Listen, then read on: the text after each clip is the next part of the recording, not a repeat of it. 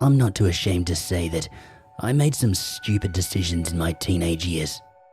Most of them resulted in little more than scrapes and stories, though on more than one occasion, I did find myself in the back of a squad car pleading my case with an annoyed sheriff. No, me and my buddies would have told you that, for the most part, we were relatively harmless. But one day, early in my senior year, I had an experience that still haunts me. A memory I can't look at directly without a wave of goosebumps sweeping over my skin. Travis was the one who suggested it, of course. Travis, the undisputed king of horrible, awful, and awesome ideas. Travis, who had once suggested tying sleds to the back of his truck while he did burnouts in a snow-covered parking lot. It's been nearly 20 years, but I'm still picking pieces of gravel out of my elbows from that one. But that's not the memory that keeps me up at night.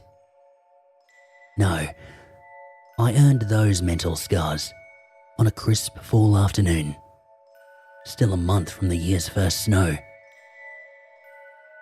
Travis had approached me and two other friends after football practice, his trademark chipped front tooth making him seem like a crazed moonshiner. "I know what we're doing tonight," he said. "The hotel down by Highway 43 got bed bugs. We're going there with Leah and her friends." I shot him a quizzical look. "You want to get bed bugs?" "What are you, stupid?" he asked. "No, they're not gassing the bugs until later this month. In the meantime, the entire place is deserted. We're going to go swim in their indoor pool. My uncle worked on their AC system a few years back and he said that they never locked the back door to the pool house." My still underdeveloped brain did a quick risk analysis. Not about whether or not we should trespass and risk arrest, but rather whether I'd be able to lie to my old man about our plans for the evening. I figured it was about even odds, so I agreed. Travis swung by my place later that night in his truck. Unfortunately, my dad was out at some church event. If he had been home, maybe he would have stopped me. Maybe I wouldn't have gone in there. I suppose there's no point in going down the long list of what-ifs. I joined my half-dozen friends in the bed of his truck, holding on for dear life as he careened down Main Street. The night was warm for early October, but the wind whipping across the bed of the truck was still nice and cool on my bare legs below my swim trunks. We passed by the house where Leah, Travis's girlfriend, was waiting along with a few more girls and 2 cases of beer. The hotel was dark when we arrived, its faded facade looking even more forlorn and forsaken than usual. Most of the windows had already been covered in the black plastic sheeting to prepare for the bedbug fumigation that would soon occur, cutting out almost all light. Not the pool house, though. No, the interior of the pool house shone with a faint neon green light. We poured out of the truck with our cans of beer, peering through the still locked glass doors and the pool that lay beyond. The mysterious neon green lights were emanating from a few exit signs hanging above the interior doors. Travis shook out his shoulders and ran at the fence, leaping over it with a few confident motions before disappearing behind the pool house. A few seconds later, what sounded like a heavy door opened on the other side of the building. He reappeared inside the pool house, under one of the exit signs, the hazy green washing out the color of his appearance. He approached the door where we waited, then popped it open with a grin that displayed his half-tooth. I'd like to tell you now that I felt some sense of foreboding, that I was nervous or something, that I had some inkling of what might happen. I wish I'd felt something to clue me in. Maybe if I did, I would feel better about swimming nowadays. We all immediately jumped into the water in a cacophony of screams and shouts. A game of chicken was set up almost immediately. Jane, one of Leah's friends, hopped on my shoulders, fighting with Travis and Leah. We gave a valiant effort, but eventually lost when Travis swept my leg. At the time, it just felt like another night in our little small town. I got out of the water and downed another long sip of warm beer before walking over to the deep end.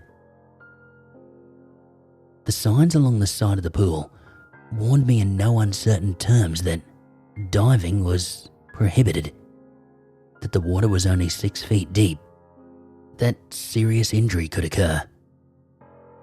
But perhaps due to the pleasant tipsy sensation I was beginning to feel, I dove on into the dark green water anyway. I opened my eyes underwater, expecting to see little more than green-tinged darkness. But instead of the dim bottom of the pool, I saw the shimmering surface of the water, and beyond that, bright lights. I swam towards it, immediately confused. Had I been turned around somehow? And had someone turned on the lights? I rubbed the water from my eyes as my head broke the surface of the water, pure confusion taking over me. I was floating in a pool, but I was no longer in the pool house, surrounded by my friends. Instead, I was treading water in a brightly lit pit, flanked by 4 high square walls that extended up at least 40 feet to several large fluorescent lights in the ceiling above. I swam over to one of the walls, looking for an exit or at least a place to rest. The walls consisted of smooth tiles and grout, the kind you might see in a nice bathroom. I slowly swam around the 4 sides, but I found no signs of an exit, no markings of any kind. "Hello?" I shouted. My voice bounced off the walls, returning my own greeting back at me from every angle. "Is anyone there?" Again, my voice echoed back for nearly 10 seconds before fading into silence. Not silence entirely. Even at this distance, the incessant buzz of the fluorescent lights overhead was faintly audible over the sounds of my own treading water. The next several minutes passed with me alternating between calling out for help and trying to wake up from whatever this nightmare was. My arms and legs were already beginning to ache now. If I didn't get help soon, I'd drown for sure. I thought back to my dive then, back to when I'd first seen the shimmering surface of the water. I had seen it where I'd expected to see the bottom of the hotel pool. That didn't make sense to me, but a new thought suddenly occurred to me. I stuck my face into the water and I looked down. The water was at least 20 feet deep at a guess, but at least it was clear. The tile walls continued down below the surface, and there, way down at the dark bottom of the pool, the ground shimmered, almost as if it were the surface of water.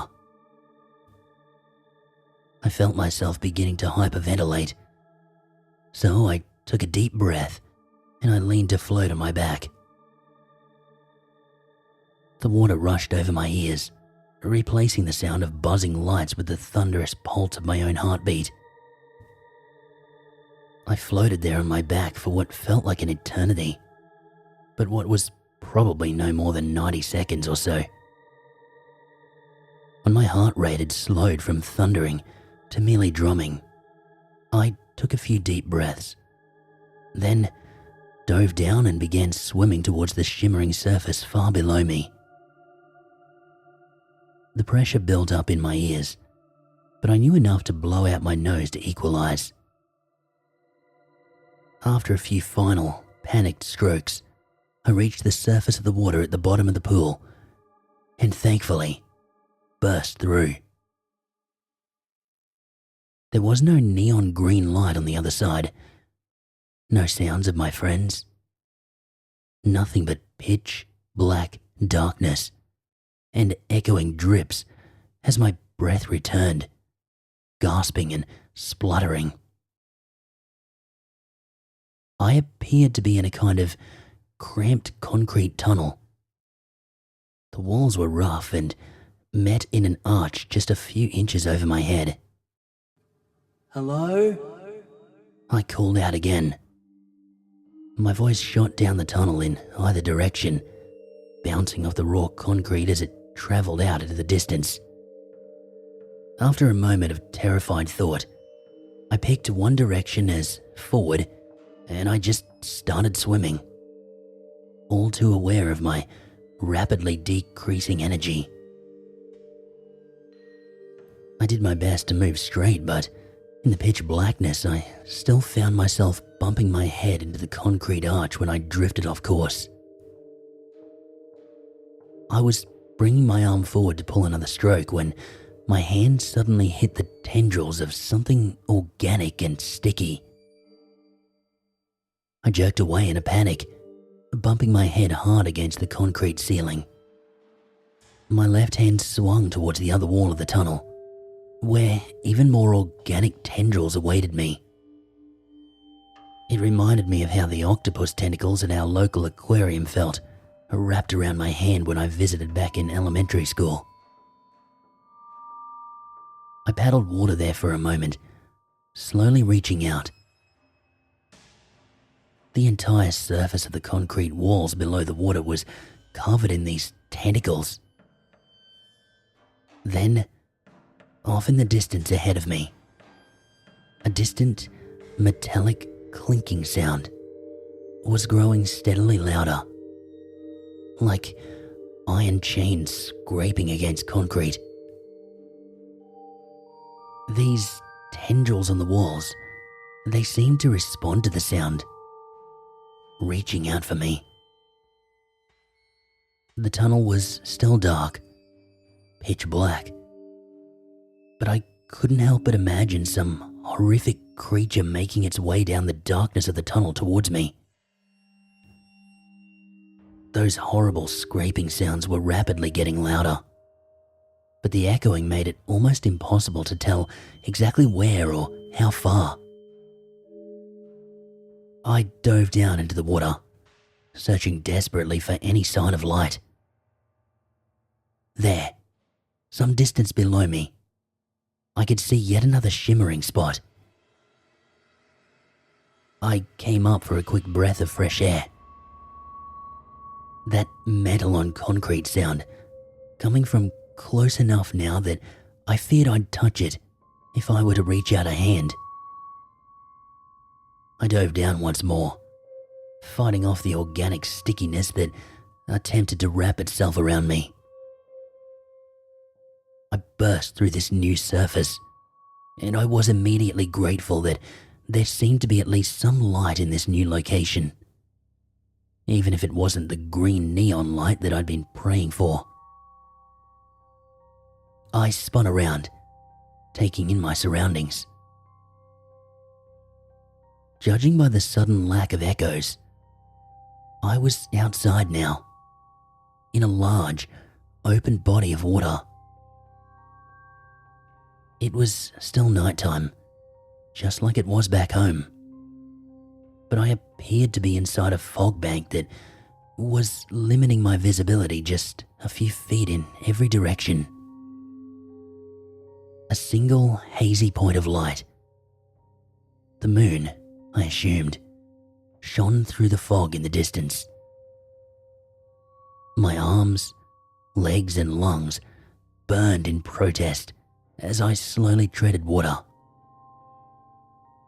I paused for a moment, allowing the water to slip over my head. Then I fought back to the surface. I had been treading water for at least 15 minutes without any rest. If I didn't find a place to rest, I would soon drown. That thought surged a shot of adrenaline straight through me. "Help!" I shouted. "Is anyone there?" Despite being outside, my voice still echoed. The words had barely escaped me when the fog bank rolled past, giving me a clear view of my surroundings. I was treading water on the calm surface of a lake. All around me, fog banks were moving across the surface of the water. Off in the distance, I caught sight of a large metal truss bridge, hanging perhaps 20 feet over the surface of the water, between the fog banks. I immediately raced towards it, hope rising in my chest. When I thought I'd be in earshot, I began shouting again, calling out for help.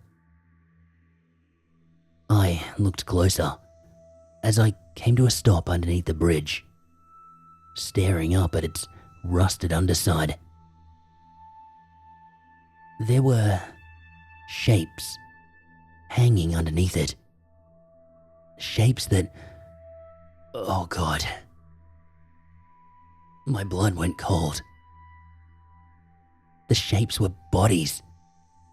At least a dozen bodies were chained, hanging upside down underneath the bridge, swaying in the chill breeze. Most were decayed, but several still had skin. That scraping metal sound, the same sound I'd heard in the dark tunnel. It was coming from above the bridge. I felt my entire body tense up. Then I dove down with only half a lung full of air, half choking on lake water. I didn't know what was making that sound, but I knew if I stayed under that bridge, I would end up just like those poor people. I pulled at the water furiously, diving down towards what I prayed would be my friends. The lake water soon smothered any visibility from the moonlight, leaving me in total pitch black darkness. I continued to swim, to scan ahead of me for any shimmering water. My body rebelled, forcing me to take in a mouthful. I gagged, then turned back for the surface. 3 strokes, and I feared that I'd gotten turned around, that I was moving down, or worse, sideways. But no, on that next stroke, I saw a faint flash of moonlight. I swam like mad, and I burst through the surface, coughing and spluttering. It took me a moment to take notice. He was staring at me from where he hung between the bodies under the bridge. I say he because it was wearing a man's suit coat and slacks, but I don't think it was human. Humans have eyes, not pits. Humans have fingers attached to their hands, not chains. Humans can't smile the way it did. It was hanging from its right hand, chains wrapped around a truss, Then it reached for me. The chains holding it to the bridge slowly uncoiled, lowering him slowly towards the surface. The chains on the other hand spread out, snaking towards me with a supernatural speed. I didn't have a master plan. All I knew was that I would do anything rather than be caught, including drowning. I took a single, sharp gulp of air, then dove down just before those chains reached me. I swam faster and deeper than before, the adrenaline coursing through my veins like fire. 7 strokes, 8, 11, 15, 23. He still hadn't caught me. He was probably waiting for me to re-emerge, but I wasn't going to. I continued to pull, my lungs burning, my already tired arms begging me to stop. I gave an involuntary gulp again, but this time I was ready and I locked my jaw and lips. I was starting to lose consciousness, but I was fairly certain I was still swimming straight down at least. At last, there, I saw light, shimmering neon green light. Darkness began crawling at the edges of my vision, but I blew what little air remained in my lungs out. The next thing I knew, I was spluttering water and coughing on a cool, concrete floor. I spun around and I saw Travis, along with all my friends, each of them watching me with a concerned expression. "Dude," Travis said, "where have you been?" "Don't dive into the water," I said, between retching coughs. "Don't go into the water."